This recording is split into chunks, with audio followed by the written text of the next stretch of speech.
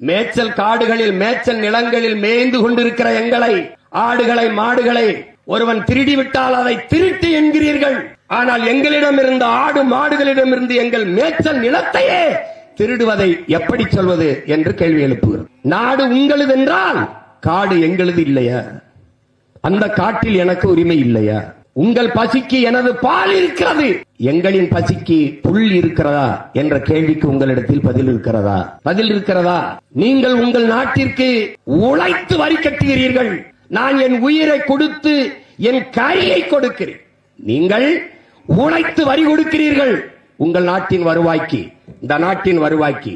ஆனால் நாங்கள் உயிரை கொடுத்து எங்கள் காரியை கொடுக்கிறோம். 2021-22 24,000 கோடி மாட்டுக்கறி ஏற்றுமதி இந்தியாவின் வருமானம். SA College of Arts and Science நல்லொழுக்கம் நிறைந்த நவீன கல்வி. More details sacas.ac.in.